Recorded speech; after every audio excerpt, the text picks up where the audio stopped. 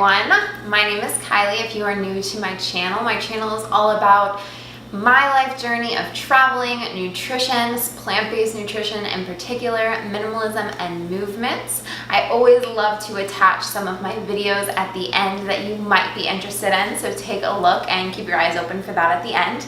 Today I'm going to be doing my first ever cooking video, which is very exciting. I'm going to be showing you a plant-based dessert.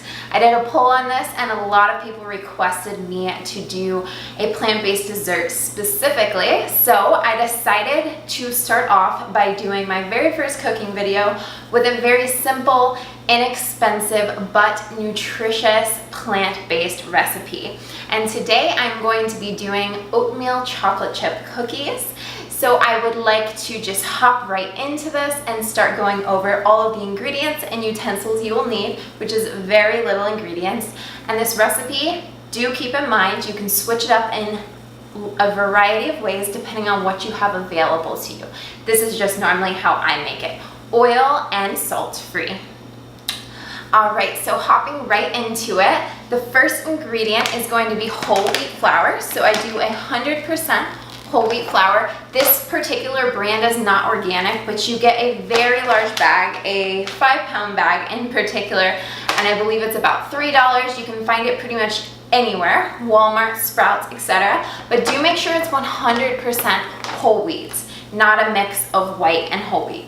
Of course, you can do this recipe with all-purpose white flour, but you lose a lot of the nutrients. A lot of the nutrients are stripped from all-purpose flour. So you're going to need 1 cup of that and 1 cup of oats. So you can make this into oat flour. I don't have a food processor because we just moved in. We are building up our utensils. So I just use the whole rolled oat itself without grinding it down. But 1 cup of that and 1 cup of the whole wheat will be a great base and will allow the cookies to still rise due to that gluten and yeast factor. The next ingredient is going to be ground flaxseed. I'm going to be going over all of the measurements as I start to bake, and I will put them in the comments down below, the full recipe, so you guys can try this at home.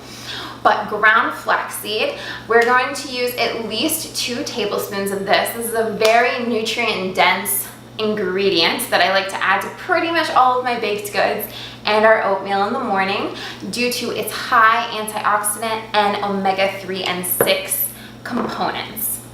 2 bananas. We are going to be mashing these before doing anything in the recipe. Cinnamon, nothing fancy, just ground cinnamon. And for this, I do prefer, we are on a budget, so we just grabbed the semi-sweet chocolate chips.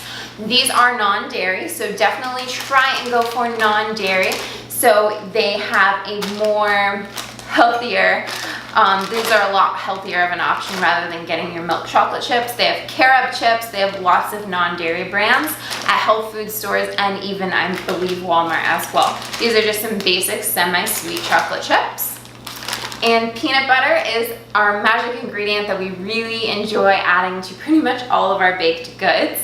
And I prefer to use 100% natural, so unsweetened, unsalted, real peanut butter, 100% peanuts. And this brand, Richards, can actually be found at Walmart, depending on which Walmart you go to, because not all of them have it. But it was very nice to find out that they do have a natural brand at Walmart for only a couple bucks.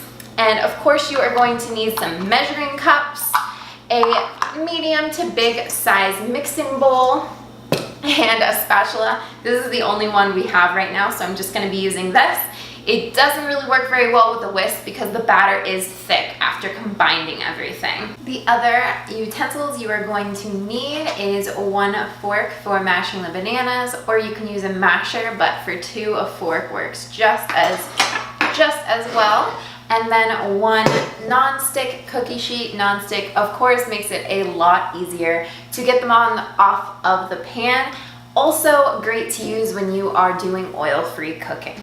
So to get started, you are going to want to use 2 ripe bananas. They can be riper, really doesn't matter, but the riper they are, the sweeter your cookies will be. So just drop both of those right in the bowl.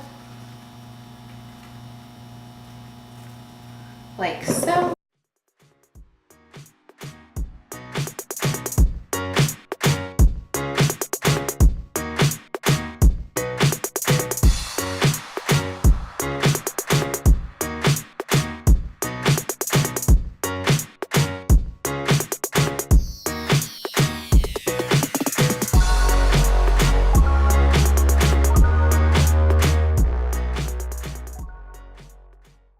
After mashing the banana completely up, before I forget to tell you, you should set the oven to 350 degrees.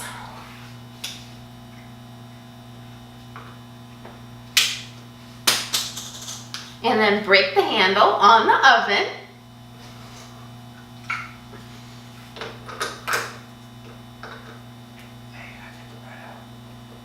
Yeah, I actually broke this. Okay, so far, I mean, it's my first video, so it is what it is. All right, after you finish mashing the banana up completely, bananas, and you preheat your oven to 350, then we just go ahead and start adding in all the other ingredients. Add them all in at the same time. Add them in separately, totally up to you, whatever makes it easier for you, but I'm gonna go right into adding in the oats. Again, I prefer to use rolled oats. And I actually like them not made into oat flour, because then you get like the chunks and then it's a lot more of a heartier cookie.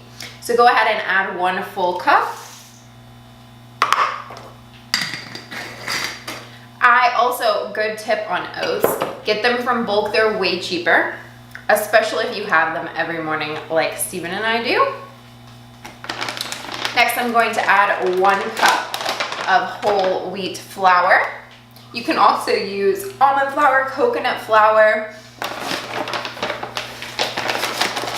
I believe though, if you use almond or coconut, the cookies will turn out even more moist than they already are going to, due to us using bananas instead of eggs or anything like that. So keep that in mind. You can kind of test it. Let me know though if you try another flour and how it turns out.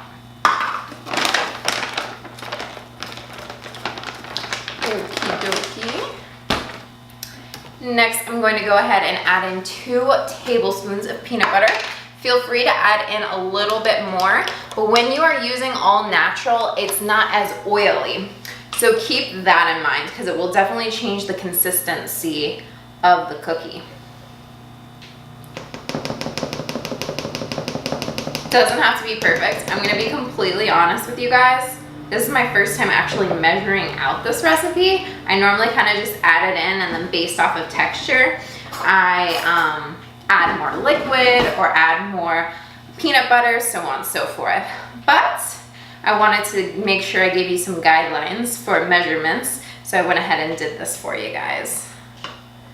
I'm getting to the end of our peanut butter.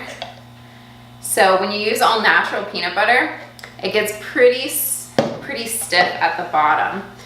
So that can make it a little bit more difficult, but it's all good. Lick your fingers. I'm just gonna finish it. There's just a little bit left.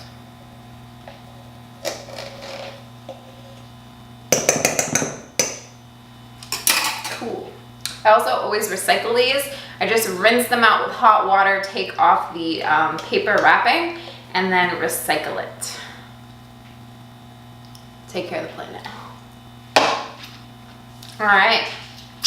Wash my hands.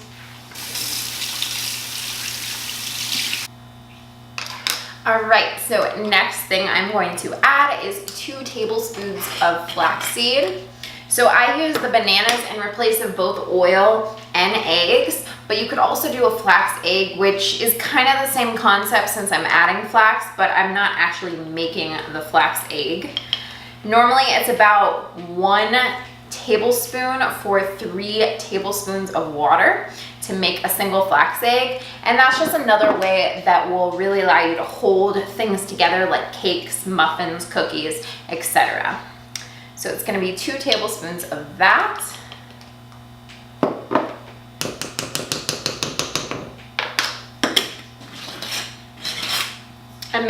grounded, or your body will not digest it and you'll actually just end up disposing of it out, if you know what I mean.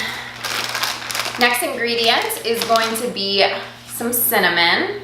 We really love the peanut butter and cinnamon combo. We're big fans of that, especially since it's fall time. So you could definitely, instead of using cinnamon, you could do nutmeg, or you could do a pumpkin spice blend. That is always good. Pop off the top and just do about, what did I say?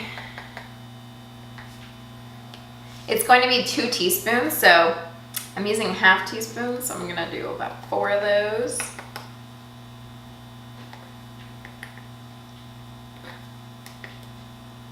And play with this.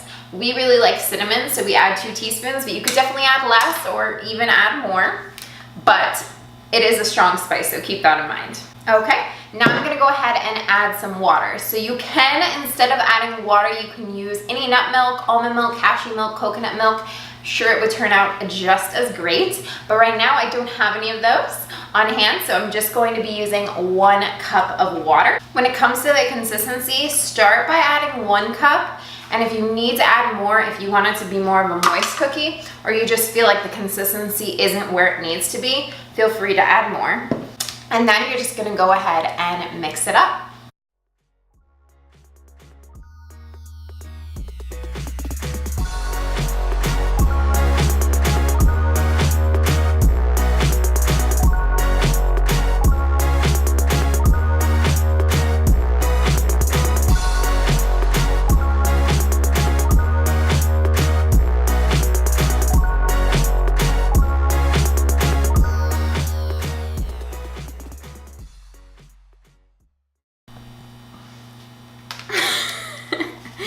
So I just spilled the chocolate chips everywhere, but yeah, I'm gonna throw that in the container. Anyway, I'm gonna put ½ of a cup of these semi-sweet chocolate chips. And you know, if you add more, that's totally okay too, but I think ½ a cup will be enough. Okay, so just add those in. And then just mix it up. I mean, if you pop some in your mouth, that's not a problem either.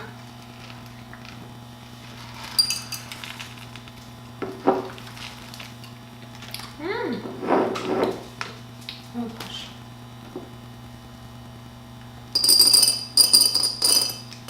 Fail.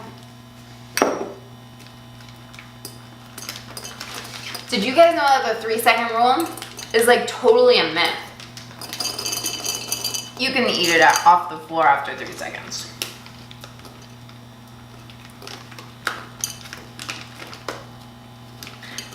Okie dokie, so just mix those in. Try to, at this point, I add the chocolate chips in last because you want to mix them in more gently. You don't want to like mash them in, so just gently blend it in. Steven's making an appearance because he's cleaning up my mess. And from the looks of it, I'm gonna need to add some more chocolate chips.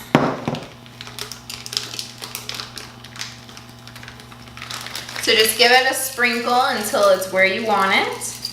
And then at this point, I would also add in some like chopped walnuts, but we don't have any on hand right now, so keep that in mind, adding nuts if you like them. It is a great way to add some more healthy fats, some nutrients, as well as a bit of a crunch to go along with the chocolate chips. I was also thinking about making a version of this, but like a pumpkin cookie, which in that sense, you could use the exact same recipe, you just add about ½ a cup of pumpkin. I think that would add a nice flavor, especially for this fall season.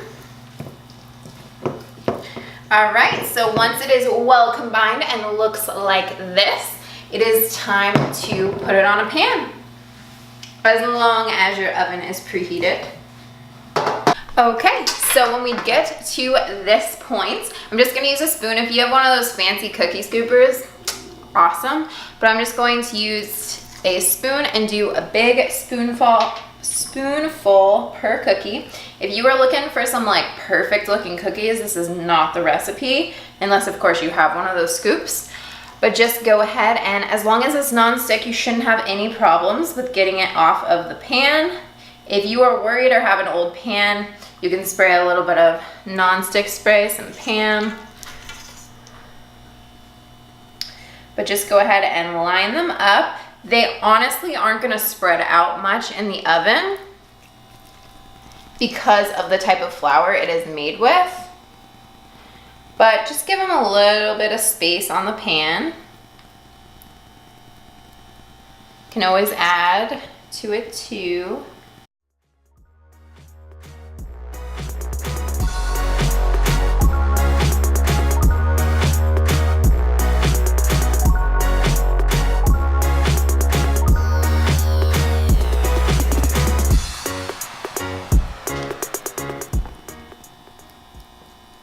So at this point, they're ready to be put in the oven. If you want the whole recipe to fit on one pan like I do, because I don't want to wait to just take them out and then put in another batch, they're gonna be a bit of whoppers. So they're dense because they're made with oats and peanut butter and chocolate chip cookies. So they're more of a dense cookie. So if you want them to be a little bit more moist, I would say 20 to 25 minutes. If you want them a little bit crispier, you might need to leave them in there for another 5 minutes.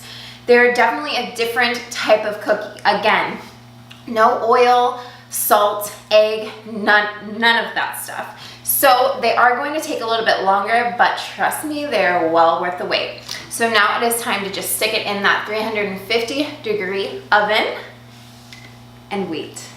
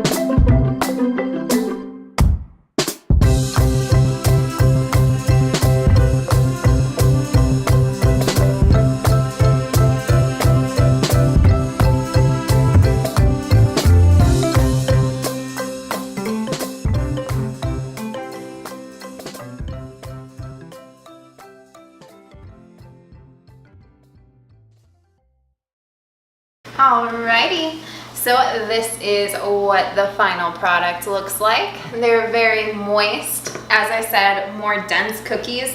So although you could probably sit here and eat all of them in one sitting, which is what Steven and I most of the time do, they also will stay good in the fridge because they are made with bananas. You're gonna wanna keep them in the fridge, and they will only last for, I would say, 2 to 3 days due to it being all natural ingredients and there being fruit in it.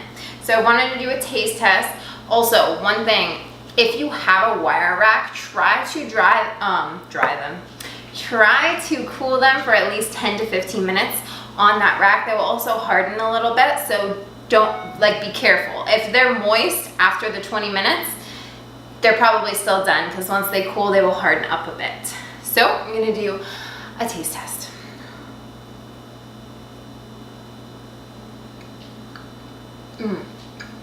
Very good, moist, definitely enough chocolate chips, banana-y. So hot. Crumbly.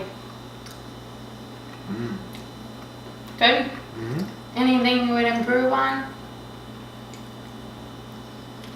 Maybe next time we'll add nuts so it has a bit of a crunch to it. Yeah, which I mentioned that walnuts are one of our favorite nuts to add into baked goods. Great nut to add in. I'm gonna finish this. But overall, I would say these are a success. Steven gave them a thumbs up. I don't have anyone else here to try them, but if I could have you guys try them, I definitely would.